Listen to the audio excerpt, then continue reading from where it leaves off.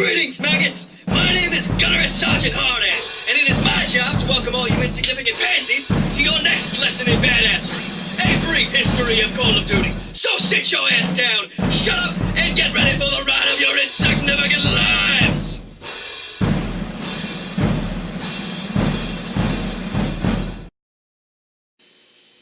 Who the hell was that guy? Well, anyway, my name is Dan, and welcome to D&CGaming's A Brief History of Call of Duty. In this video, I'm going to cover all the installments in the history of COD. But not that kind of COD. So, like any good story, we'll start ours at the beginning, with the original Call of Duty. Released in 2003, this World War II FPS was a revolutionizing point in the gaming industry. It featured a multiple story campaign with a health kit system and was one of the first FPSs to utilize the mechanic of an in-game AI soldier to fight alongside you. Looking back at this marvel of gaming, this was the start of something beautiful. Moving on to our next installment, we have Call of Duty 2. Released in 2005 and once again set during World War II, this game took all the things the first game did right and improved upon them tenfold, with the most notable change in gameplay being the removal of the health kit system and the introduction of the health regeneration system that would be used in every Call of Duty to date. And next on our list we have Call of Duty 3. This was the first Call of Duty made by Treyarch and was released in 2006. Once again, set in World War II, this game proved that you can still make money by beating a dead horse. It was also the first game in the series to feature downloadable content. Overall, we may have fought the same war 3 times in a row, but still, not a bad game. Alright, now that we got those 3 out of the way, let's get to the one I know you all want to talk about. 50,000 people used to live here. Now it's a ghost town.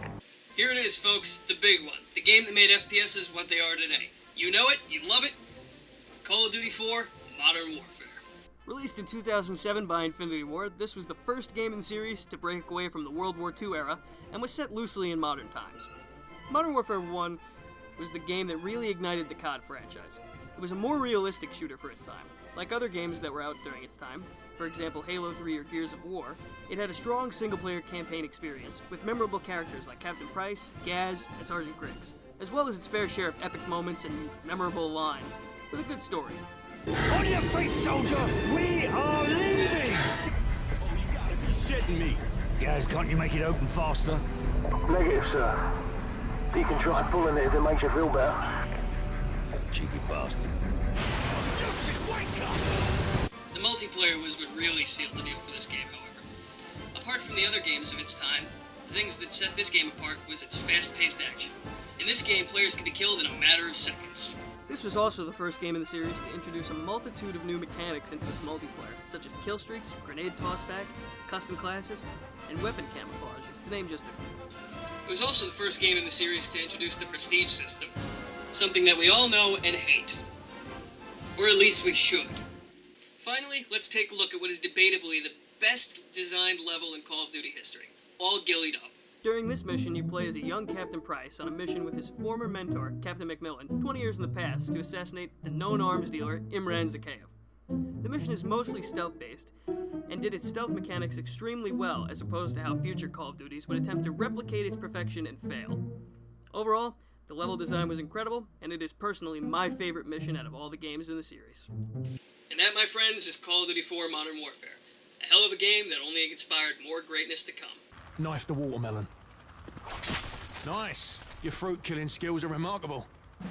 Next on deck is another fan favorite in the series. Released in 2008 as the second game to be made by Treyarch, we have Call of Duty World at War. Returning to World War II... Wait, have we been here before? I feel like we've been here before. Oh well. Returning to World War II for the 4th time, this was the first game in the Black Ops storyline. With memorable characters such as Sergeant Roebuck on the American side of the campaign, and Dmitry Petrenko, Chernov, and of course, Viktor Reznov. Ian, my friend! Take my hand! I need you alive!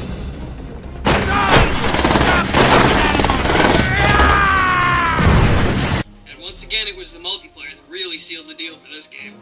With the addition of tanks as vehicles and a slew of new World War II weaponry, from the MG42 and the Mosin Nagant, all the way to everyone's favorite, the Flammenwaffe. The gameplay was just superb. And not only that, this was one of the few games of the time where you could play as a Nazi soldier. How many games had that back then? this is how we say Leave them on! Dr. Jones.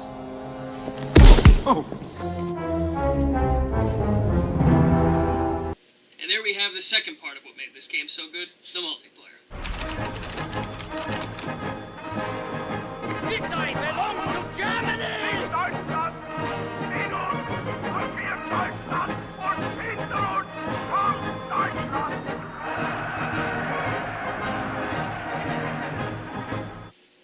Now let's get to the part that made this one of the most popular games of all time, Nazi Zombies. This was one of the most ingenious game modes ever developed, but also one of the most unforgiving as well. The game mode had an original story and extremely lovable characters, so popular in fact that the story is still continuing today. It also introduced one of the coolest weapons ever, the Wunderwaffe. The only downside to this game mode was that it was extremely relentless in difficulty, and was also never ending, so you could never win.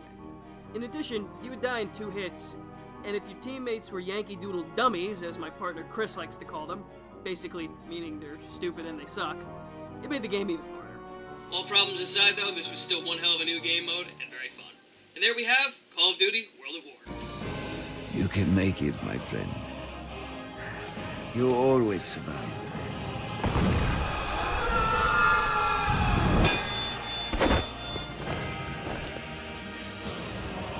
As long as you live, the heart of the zombie can never be broken. Things will change, my friend. As heroes, we will return to Russia's... Coming up next, we have Call of Duty Modern Warfare 2, the second in the Modern Warfare series, and the return of the mustache, as I like to call it. You guys get it? Because Captain Price is back. You get it? Whatever, moving on. So this is my favorite game in the entire series of Call of Duty, and I'm sure many people would agree with me, because this game was just so well done. Released by Infinity Ward in 2009, this game sold over 4.7 million copies in the first 24 hours of its release. And while it's not the highest selling COD game to date, it is, however, the highest rated game in the series. It also features one of the most controversial levels in video game history, named No Russian, where you carry out a terrorist attack on an airport. Remember, no Russian.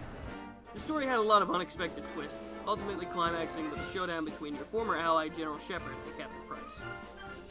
Now the story was amazing, that much we know. But what about the multiplayer? Well, the multiplayer was probably the best it was for the whole series to date. The only problem was the community that inhabited said multiplayer. It was filled with nothing but whiny 5-year-olds and people who would use cheap exploits such as camping to win. This would start us down a dark path in the multiplayer of the further games. But anyway, that's Modern Warfare 2. Moving on. Coming up next, we have Call of Duty Black Ops. They must be stopped, Mason. Dragovich, Steiner, Kravchenko. All must die. The third game made by Treyarch, released in 2010, this was the only game in the series set during the Cold War. It was also the first game to feature a fully voiced protagonist. I keep hearing the fucking numbers!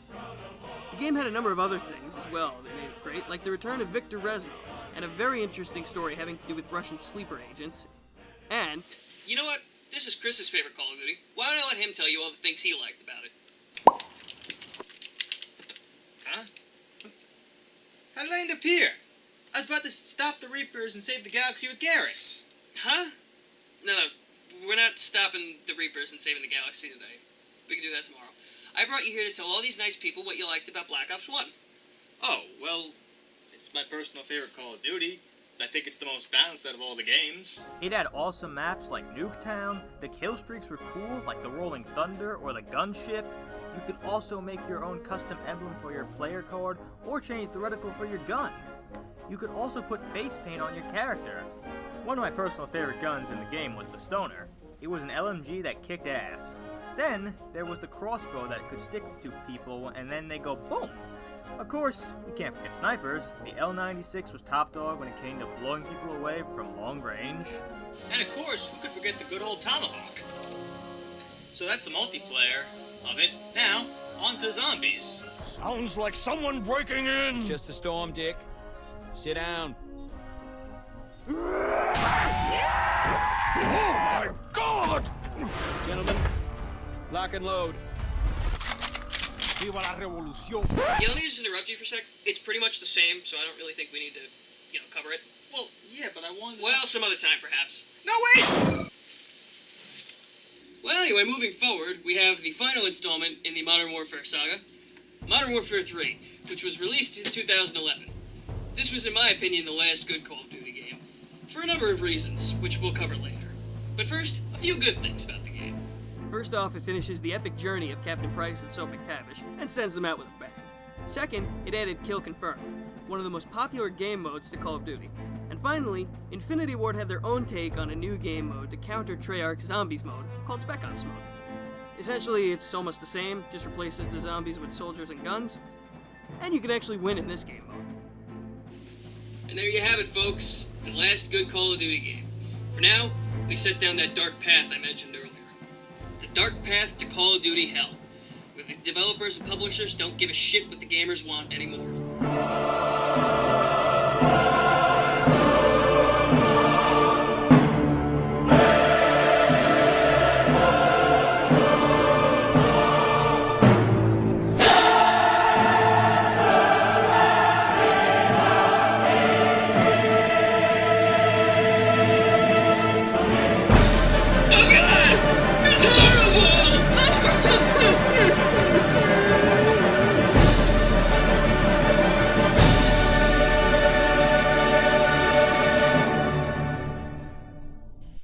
This is Dan and Chris from D&CGaming. And we just want to thank you guys for watching the video. If you liked it, be sure to subscribe and stay tuned for part 2 coming up in a few days. Thanks.